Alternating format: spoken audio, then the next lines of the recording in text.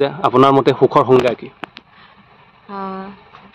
আজিৰ যুগত যদি আমি সুখৰ সংজ্ঞা বুলি ক'বলৈ যাওঁ, প্ৰত্যেকজন মানুহে নিজক সুখত ৰখাটোৱে কেনেকৈ আমি আমাৰ কৰ্মৰ মাজেৰে আত্মসন্তুষ্টি লাভ কৰোঁ, আত্মতুষ্টি লাভ কৰোঁ আৰু কেনেকৈ আমি সুখী হৈ থাকিব পাৰোঁ নিজৰ নিজৰ কৰ্মত, মোৰ মতে সেয়ে সুখৰ সংজ্ঞা।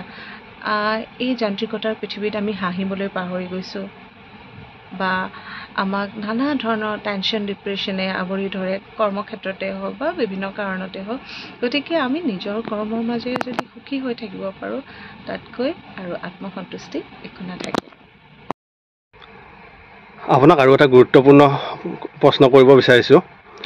যিহেতু আপুনি পজিটিভ কামবিলাকে কৰি থাকে বা আপুনি হওক বা আমিও তেনেকৈ পজিটিভ কামবিলাক কৰি থাকোঁ, এই পজিটিভ কাম কৰোঁতে কিছুমান নিগেটিভ মানুহে আমাৰ চাৰিওপাগে আগুৰি থকা দেখিবলৈ পোৱা যায়। কিন্তু আমি কাম কৰা টাইমত আমি সেই মানুহখিনিক চিনি নাপাওঁ। আমি সেই মানুহখিনিক চিনাৰ আপুনি কি ক'ব, সেই কেনেকৈ আমি চিনিব পৰা যাব, সেই বিষয়ত আপুনি কি ক'ব?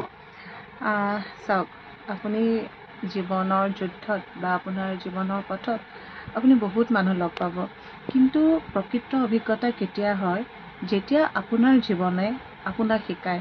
অৰ্থাৎ আমি কৰ্মক্ষেত্ৰতেই হওক বা বন্ধু বান্ধৱীয়ে, যিজন বন্ধু আপোনাৰ ধৰক একেবাৰে কাষৰ, আপুনিতো সকলো কথা কয়, কিন্তু কাইলৈ দেখিব তেওঁ আপোনাৰ শত্ৰু।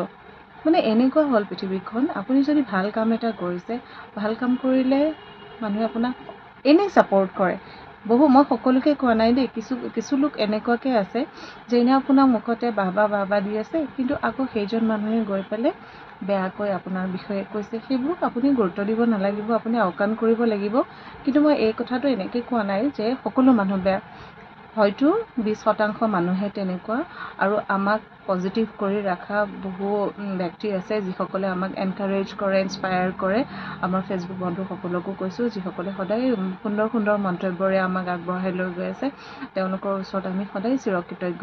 আপোনালোকৰ কাৰণে বা আপোনালোকৰ জ্ঞাতাৰ্থেই জনাওঁ যে আমি কেতিয়াবা কিছুমান এনে মানুহ পাওঁ, যিদৰে সাপ এটা বা সাপ এডাল বিষাক্ত, আমি যিমানেই গাখীৰ নোখোৱাওঁ কিয় এদিন হ'লেও আপোনাৰ সেই খুঁট মাৰিবই, বা অজগৰ এডালক আপুনি খুৱাই বোৱাই যিমানেই ডাঙৰ নকৰক কিয়, সি যিমান ডাঙৰ হ'ব এদিন আপোনাকেই গিলি থ'ব।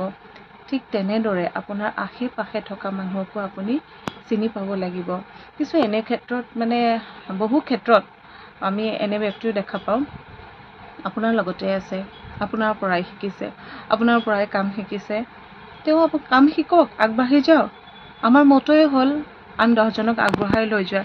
কিন্তু ধৰক তেওঁ আপোনাৰ লগতে থাকি বাহবাহটো ল'ব, পিছত আকৌ যেতিয়া আপোনাৰ লগত সৰু কথাতে অকণমান বেয়া পোৱা পুই হ'ব, তেতিয়া আপোনাৰ বদনামে গাই ফুৰিব। কিন্তু আপুনি সেইবোৰক গুৰুত্ব দিব নালাগিব, কাৰণ আপুনি কি বা আপুনি কি কৰ্মৰে আগবাঢ়ি গৈ আছে। আপোনাৰ যদি ব্যক্তিত্ব ভাল ব্যক্তিত্বৰ আপুনি অধিকাৰী, আপুনি যদি কাকো একো আপোনাৰ কথাৰে আঘাত দিয়া নাই বা আপোনাৰ কৰ্ম ৰাইজে দেখি আছে, তেতিয়া বুজি পাব।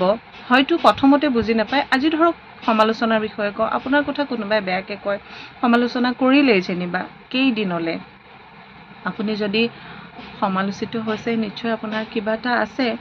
আৰু যিজনে সমালোচনা কৰিছে তেওঁ যেতিয়া আপোনাৰ সৈতে আছিলে, তেতিয়াতো তেখেতে আপোনাক সমালোচনা কৰা নাই। যেতিয়া আপোনাৰ পৰা আঁতৰি গৈছে, তেতিয়া নিশ্চয় তেখেতে কেনেকৈ আপোনাক ডাউন দিব, সেই কথাটো চিন্তা কৰিয়ে থাকিব।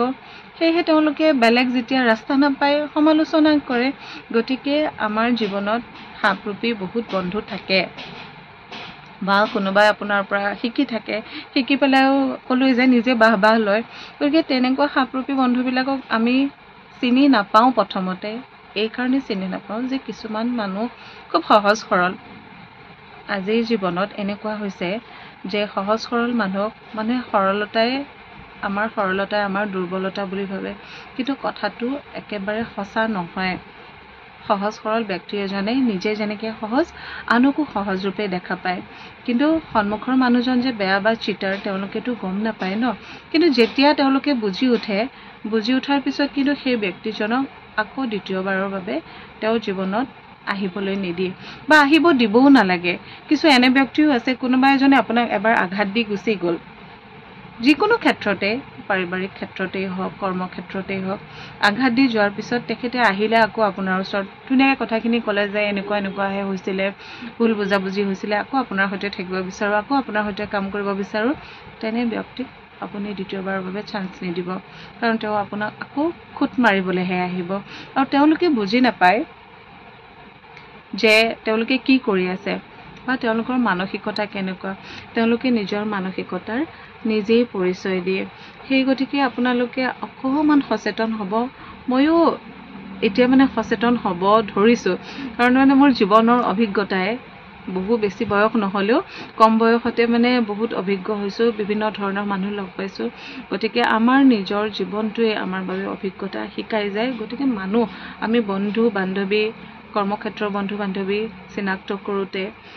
সদায় সাৱধান হোৱা উচিত এনেকুৱা নহয় যে আমি অজগৰ এটা পুহি থাকোঁ বা অজগৰডালে পিছলৈ গৈ পেলাই আমাক গিলি দিয়ে